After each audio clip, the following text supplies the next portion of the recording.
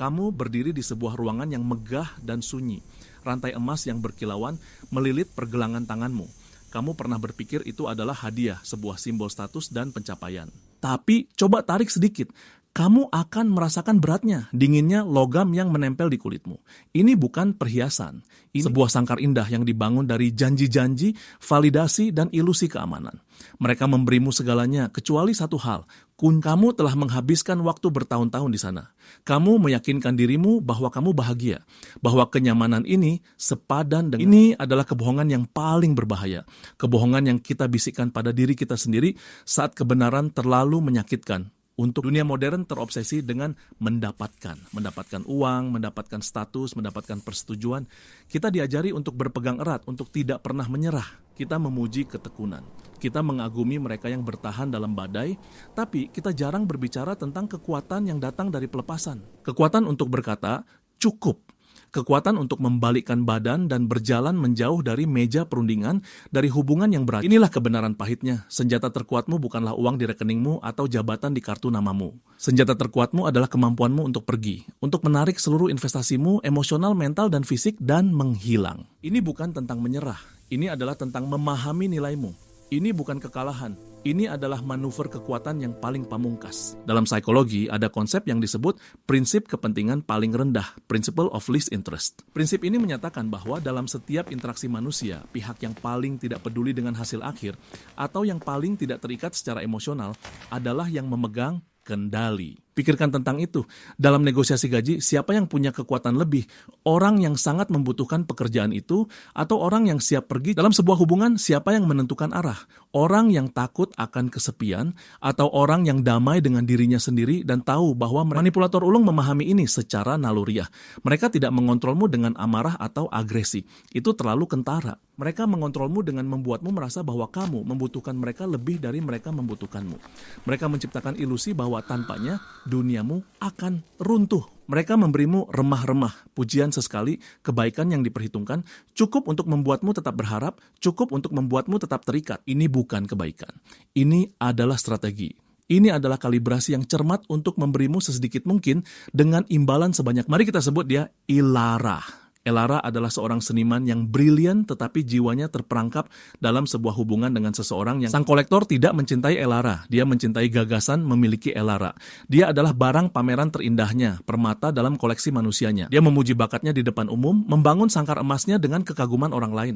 Lihat betapa hebatnya dia, katanya, dan dia milikku. Tetapi dalam kesunyian rumah mereka yang besar dan kosong, dia adalah seorang kritikus yang kejam. Dia akan meremehkan karyanya, menyebut dia melakukannya dengan hati-hati. Cukup kritik untuk membuatnya tidak aman, diikuti dengan cukup pujian untuk mencegahnya pergi.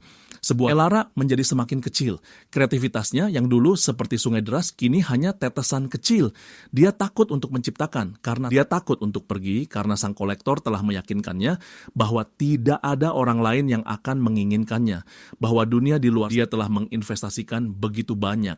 Bertahun-tahun hidupnya, emosinya, seninya, pergi terasa seperti mengakui bahwa kemudian suatu malam terjadi sesuatu yang sederhana. Saat membersihkan studio, dia menemukan sebuah sketsa lama dari masa sebelum dia bertemu sang kolektor. Itu adalah potret dirinya sendiri.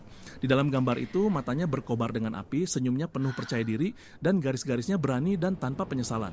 Dia tidak mengenali wanita itu, tapi dia merindukannya. Dia merindukannya dengan rasa sakit yang begitu hebat hingga meremukkan dadanya. Pada saat itulah rantai itu putus, bukan dengan suara ledakan, tetapi dengan kesadaran yang sunyi. Sangkar itu tidak pernah terkunci, pintunya selalu terbuka. Dia telah menjadi penjaga penjaranya sendiri, terikat oleh ketakutan yang ditanamkan sang kolektor di dalam dirinya. Keesokan paginya, dia tidak mengatakan apa-apa. Dia tidak berdebat, tidak menuntut, dia hanya mengemasi tas kecil, berisi buku sketsanya, dan beberapa potong pakaian. Sang kolektor menemukannya di pintu. "Kau mau kemana?" tanyanya. Lebih karena kesal daripada khawatir. Elara menatapnya, dan untuk pertama kalinya, dia melihatnya apa adanya. Seorang pria kecil yang takut, yang membangun harga dirinya dengan meruntuhkan orang lain. "Aku pergi," katanya. Hanya itu. Saat itulah kepanikan melandanya. Dia tiba-tiba menyadari bahwa dia akan kehilangan barang koleksinya yang paling berharga. Dia kehilangan kendali. Dia mulai menawar, "Jangan pergi, aku akan membelikanmu studio baru. Kita bisa bepergian. Katakan saja apa yang kamu inginkan." Uangnya, kekuasaannya, semua senjatanya yang biasa tidak berguna. Karena dia tidak menawar dengan seseorang yang menginginkan apa yang dia tawarkan. Dia berhadapan dengan seseorang yang menginginkan satu hal yang tidak bisa dia berikan, kepergiannya sendiri. Dia membuka pintu dan untuk pertama kalinya setelah bertahun-tahun merasakan sinar matahari di wajahnya. Dia tidak melihat ke belakang. Ini adalah kekuatanmu. Bukan untuk berteriak lebih keras atau melawan lebih sengit, tetapi untuk mengetahui kapan harus berhenti bermain. Orang yang memiliki kemampuan untuk pergi secara diam-diam mendikte persyaratan dari setiap interaksi. Karena persetujuan mereka bersifat opsional, bukan karena kebutuhan. Kehadiran mereka adalah hadiah yang mereka berikan, bukan hutang yang mereka bayar. Mengembangkan kekuatan ini tidak mudah. Ini mengharuskanmu untuk menghadapi ketakutan terbesarmu, kesepian, kegagalan, ketidakpastian. Ini mengharuskanmu untuk membangun kehidupan yang begitu kaya, begitu penuh makna bagimu, sehingga tidak ada satu pekerjaan, satu orang, atau satu kesempatan pun yang menjadi penopang seluruh duniamu. Harga dirimu harus berasal dari dalam, tidak disewakan dari persetujuan orang lain. Jadi, lain kali kamu merasa terpojok, terikat, atau diremehkan, jangan pikirkan cara untuk menang dalam permainan mereka. Pikirkan tentang pintu. Pikirkan tentang keheningan yang akan kamu tinggalkan saat kamu melangkah melewatinya. Uang bisa membeli kepatuhan, kekuasaan bisa menuntut perhatian, tapi keduanya mencair di hadapan seseorang yang tidak takut untuk pergi. Karena senjata terkuatmu tidak berkilau, tidak berbunyi. Ia adalah langkah kakimu yang menjauh, meninggalkan keheningan yang lebih keras dari ledakan apapun.